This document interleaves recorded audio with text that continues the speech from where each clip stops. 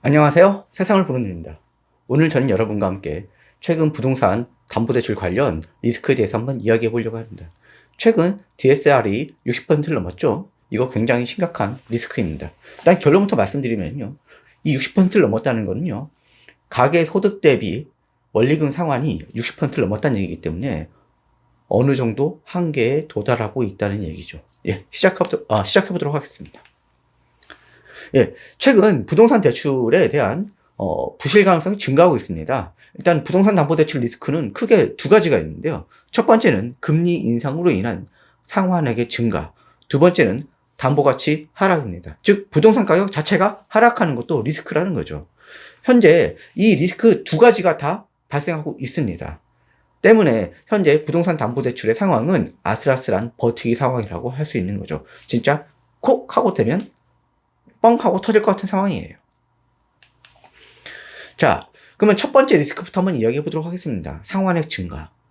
주택담보대출을 일단 돈을 빌렸으면은 돈을 갚아야 되잖아요. 근데 돈을 갚는데 이게 나의 지금 소득 대비 얼만큼 갖고 있느냐? 이것을 총부채 원리금 상환 비율이라고 합니다.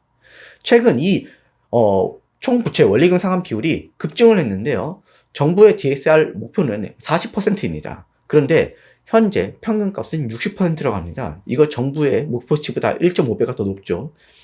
예, DSR은요, 월 소득 대비 상환액입니다. 예를 들어 보겠습니다.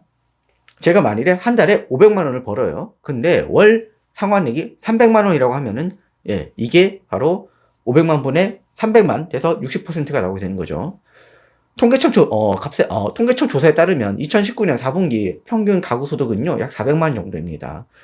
소득이 400만 원 정도라고 할 때 상환액은 약 240만 원이 되는 거지. 60%라고 하면요. 그러면 남는 돈이 400만 원에서 240만 원을 갖고 나니까 160만 원 남는 거예요. 이 160만 원을 가지고 살아야 되는데 이 통계청 자료에 따르니까요. 예. 평균 가구 원수는 약 2.49명이라고 합니다.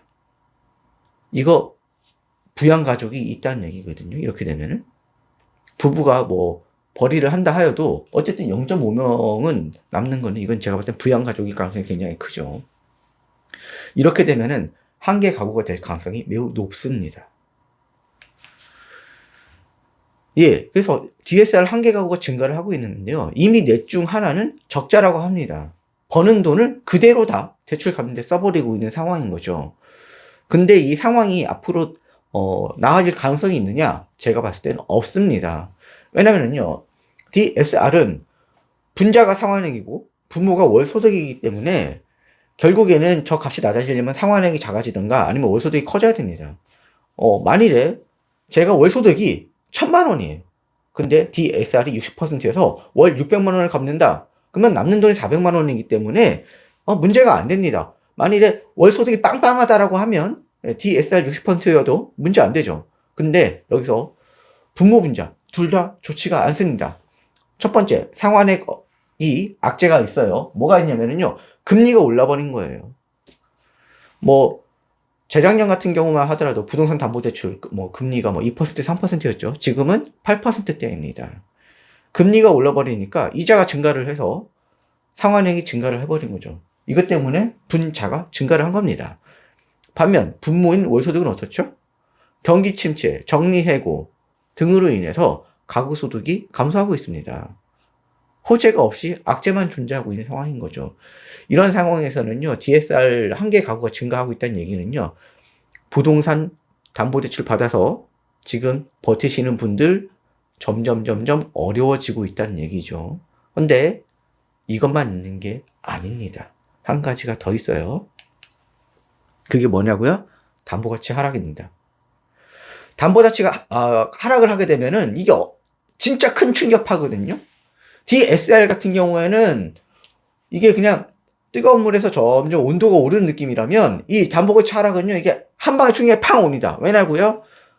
원리금 올라가는 건 지난달보다 이번 달에 10,000원, 20,000원 해서 1년 쭉 지나놓고 보니까 한 몇십만 원 더 증가를 한 수준이기 때문에 이게 그렇게까지 크리티컬하다고는 할 수는 없는데 LTV는 상황이 달라요.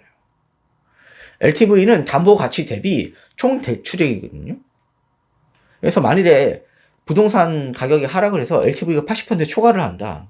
그러면 은행은 두 가지 방법 중에 한 가지를 선택을 합니다. 첫 번째가 뭐냐고요? 1번. LTV를 80% 이하로 낮추려고 하잖아요. 그럼 어떻게 하느냐? 분모를 키우는 방법이 있습니다. 담보가치를 어떻게 들리냐고요? 주택가격이 하락했는데 방법이 있습니다.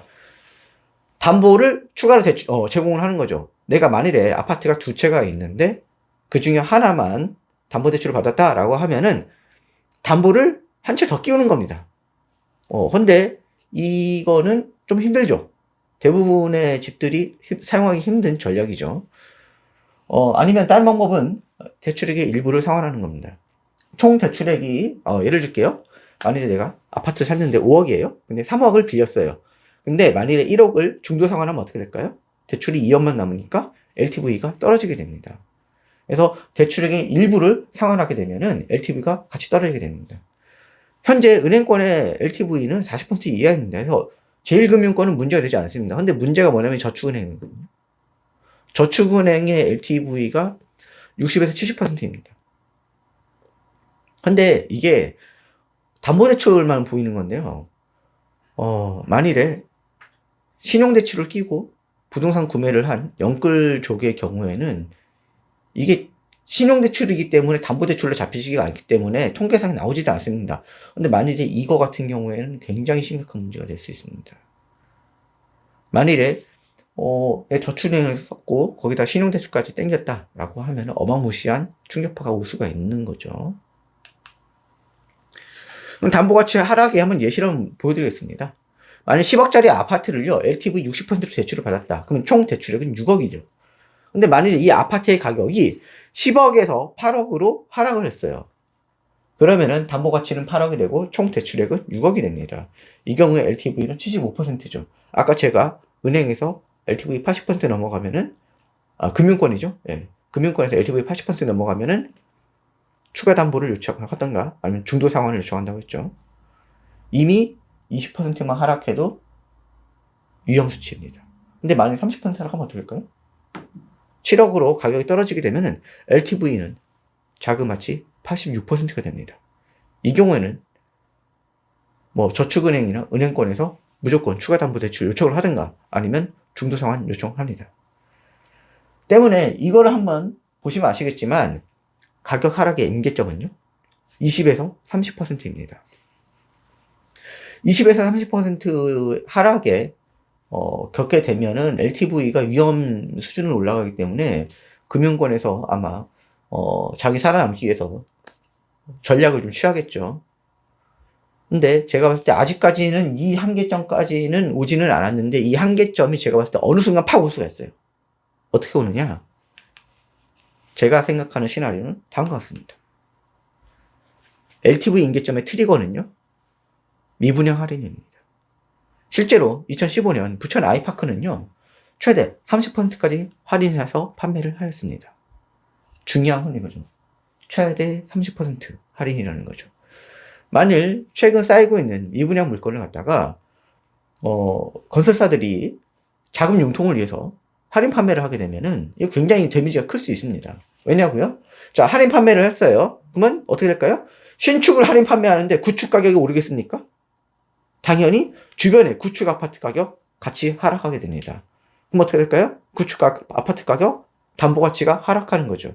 그러면은 제가 아까 말씀드렸다시피 갑자기 야 1억 갚아 아니면은 야 추가 담보 대출 추가 담보 내든가 그러면 어떻게 될까요? 갑자기 1억을 갚으라는데 무슨 방법이 있겠어요? 아니면 갑자기 추가로 담보를 제공하라는데 어디서 나와요? 갑자기 그 담보가 대부분의 사람들은 버티지 못하고 매도를 할 수밖에 없습니다. 근데 문제는 뭐냐면은 이러한 상황은 나한테만 있는 게 아니에요. 어느 개인에만 발생하는 일이 아니라 그 지역에 전체적으로 발생할 수 있는 문제이기 때문에 그 주변의 아파트들은 한꺼번에 투매가 발생할 수 있습니다. 투매가 발생하면은 가격이 쭉 빠지죠. 그럼 어떻게 될까요? 사람들이 심리적 분기가 되면서 먼저 파는 게 유리하다고 생각을 하기 때문에 내가 먼저 팔겠다고 아우성을 치게 될 겁니다. 굉장히 위험한 상황이 되는 거죠. 때문에 저는 현재 부동산 상황은 좀 굉장히 위험한 수준까지 올라가 있고 부동산 할인 판매가 많이 이루어지게 되면은 제가 봤을 땐 이게 촉발이 돼서 굉장히 큰 위기가 올 거라는 거에 제 생각입니다. 예, 결론 말씀드리겠습니다. 현재 부동산 담보대출 상황은요, 적신호 상황입니다. 미분양 할인 판매 시 투매가 발생할 가능성도 있고요. 따라서 절대로 무리한 투자를 하시면 안 됩니다. 지금 바닥 아니에요. 바닥인지 확인하시려면은 올해 말까지 가셔야 될 것 같습니다. 근데 만일 이미 보유한 아파트가 있다, 그러면 주변에서 발생하는 미분양 상황에 대해서 경계하셔야 됩니다. 만일 주변 미분양 아파트가 다수 발생을 했는데 할인 판매 소문이 들리더라, 제가 봤을 때는 탈출하시는 게 좋을 것 같습니다. 네, 오늘 이야기 여기까지였고요. 다음번에는 좀 더 유익한 정보로 여러분과 함께 찾아뵙도록 하겠습니다. 안녕히 계십시오.